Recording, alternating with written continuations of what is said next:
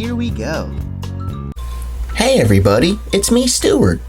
Today we're going to be reading a story about Sleeping Beauty called Aurora's Homemade Holiday.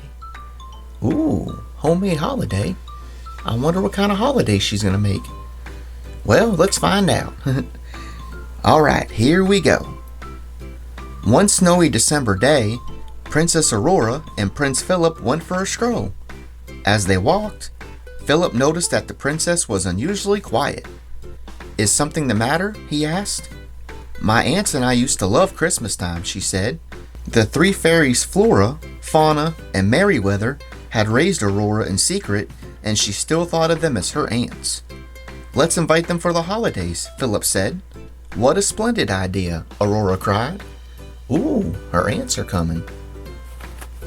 The next morning, Prince Philip sent an invitation to Flora, Fauna, and Merryweather. Then he set off on a short trip to attend to some royal duties. Aurora was sad to see Philip go, but she tried to look on the bright side. Now her special Christmas preparations would be a surprise for Philip when he returned. Soon the good fairies arrived. Princess Aurora had a special request for them.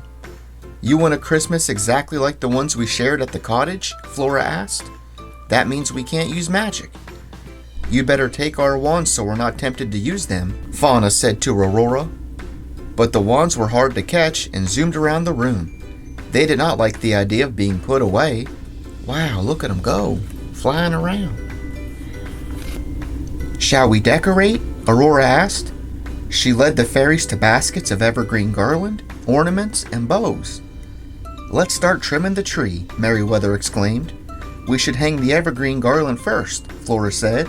Aurora knew that waiting for her aunts to agree on something could take all day, so she suggested that she and Flora put up the evergreen garland, while Fauna and Merryweather decorated the Christmas tree.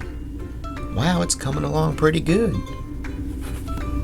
After a busy morning, the last stockings was finally hung above the fireplace. Then Aurora and the fairies moved on to the kitchen.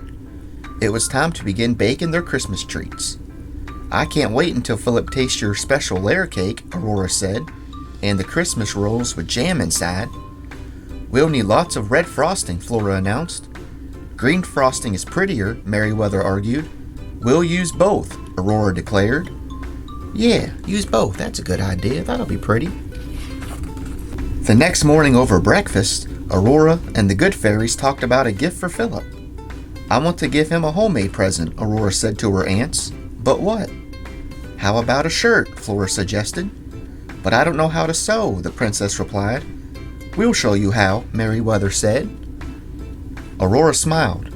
"Do you remember the stockings you sewed when I was a little girl?" she asked.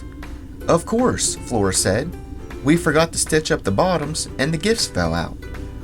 "You'd say, 'Look, her stocking is empty. We'd better fill it up with more treats,'" Aurora said, chuckling as she remembered the happy time she had shared with the fairies. Aw, sounds like a fun time. All morning, the fairies worked with Aurora, teaching her how to cut fabric and how to sew a shirt. "Oh dear," the princess said when she looked down at her sewing. "This shirt isn't looking quite right." The fairies quickly set aside their own projects to help Aurora with Philip's shirt. When Aurora finished Philip's gift, the fairies helped her get ready. The prince would be home soon. The fairies made a crown of holly for the princess's hair. Next, they had to decide what she would wear. Flora suggested a red dress. Merryweather preferred a blue one. Then Fauna held up a beautiful purple gown. Aurora tried it on. The dress was perfect.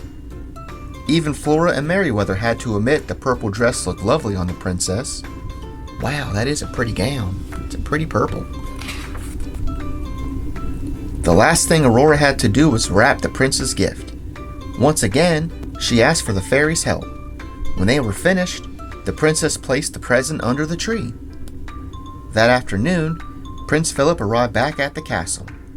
Aurora was eagerly waiting for him. "Close your eyes," the princess said with a sly grin, "and don't open them until I tell you to." Aurora led Philip into the grand hall, where the Flora, Fauna, and Merryweather were waiting. "Okay, now open your eyes," Aurora exclaimed. Here we go. Let's see if he's excited. Philip looked around. Crooked wreaths dangled from the walls. The Christmas tree was decorated only on one side. Lopsided cakes, burnt tarts, and misshapen cookies filled a table. "I've never seen preparations like these before," Philip said politely. "I can understand why you find them so special." "Try a lemon tart," Aurora said, holding out a plate. Philip took one and bit into it. Suddenly, a strange look came over his face. The lemon tart tasted horrible. "Oh dear," Fauna said. "We must have forgotten the sugar." Blech. Aurora handed Philip his gift. "One more surprise," she said. "A shirt," the prince exclaimed after opening the box. But when Philip tried on his present, the princess and the fairies burst into laughter. "Oh dear, that's certainly not the right size," Aurora said. "The sleeves were too long."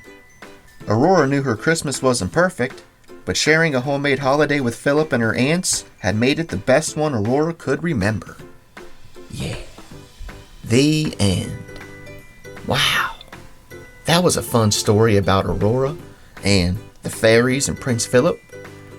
Aurora wanted to have a special homemade holiday like she used to, and they did. Decorating and cookies and baking and making gifts, and looks like they had a good time. I mean, it wasn't perfect, but it was homemade. Wow. Alright, well, thanks for watching. Be sure to check out my other videos. See ya!